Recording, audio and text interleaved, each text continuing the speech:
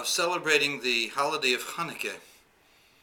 And the Talmud in Gemara Shabbos asks, "My Chanuka, what is Chanuka?"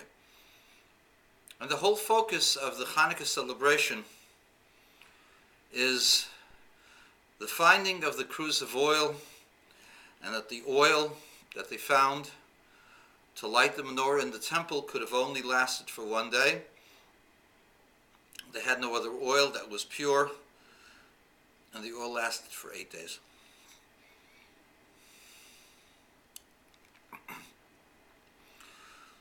Chanuka was a tremendous victory. Victory of a people that was not as advanced as the society that dominated them, the Greeks, the Hellenists. It was a victory by people who believed in a single deity that was the tradition of their fathers. The Greeks, philosophers, they were the scientists of the day. They had the universities of their day.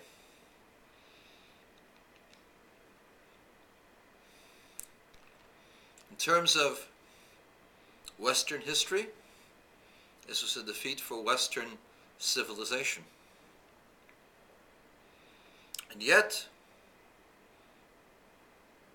the defeat of the Greeks, the fact that they plundered the countryside and the treasures and the people of Israel, is secondary to the miracle of the oil.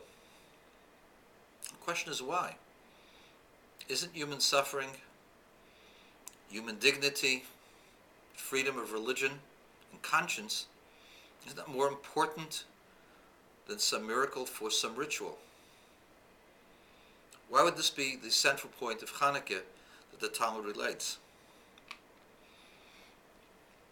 There are those who say that the reason why Chanuka is not mentioned in the Mishnah, which is the traditional oral law, is because Rabbi Judah the Prince knew how sensitive the Romans would be to any political statement that might indicate a desire to rebel against Rome. So anything that was nationalistic was completely concealed. That being said, the Talmud had no fear of Rome. They had fear of the Parthians, the ones who controlled Babylon, not the Romans. Why would they make the focus of the holiday the oil, the lighting of the candles? Why is that the central element of Chanuka mentioned in the Talmud? Everything else we get from the book of the Maccabees, which is not even part of the Holy Scriptures, it's part of the Apocrypha. The answer is, in brief, human experience, human relationships, love, dignity, honor, concern, all of these flow from the human heart. The human heart, however,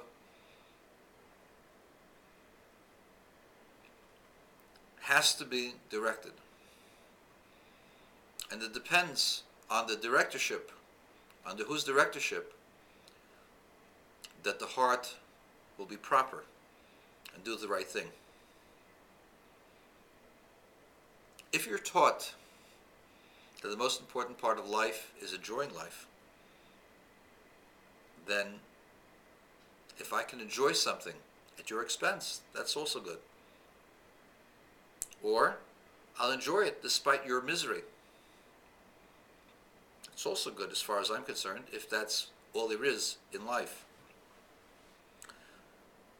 All human relations and all human ethics flow from the conscience of the human being. If the conscience of the human being is framed that we exist not just for ourselves, but for our own pleasure, and only for our pleasure, society suffers.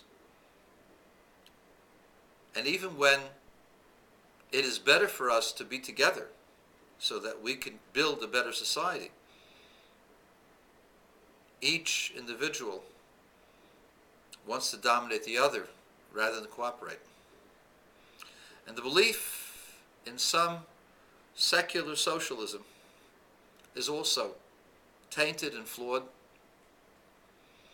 and therefore human endeavor and society depends upon the belief in an ethic that comes from a higher source. If you don't believe that there's a higher source, ethics goes out the window. It doesn't make a difference. It doesn't make a difference what you do, because there is no God. There is no one to feel responsible toward.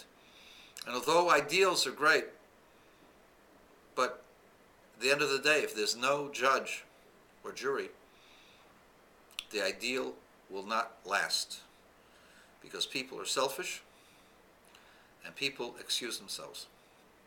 And so that's why Chanuka is identified as the miracle of the oil. My Chanuka. What is Chanuka?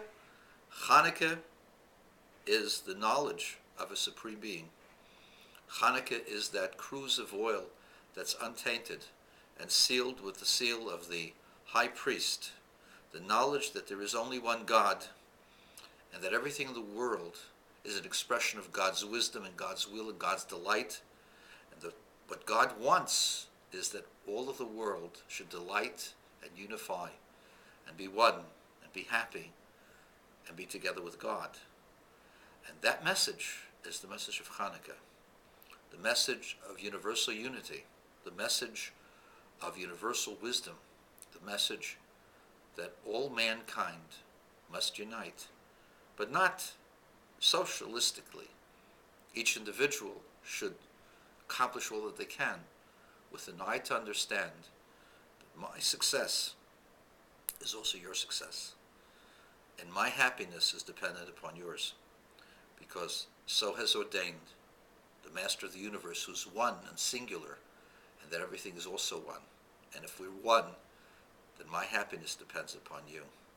And that's the essence of the light of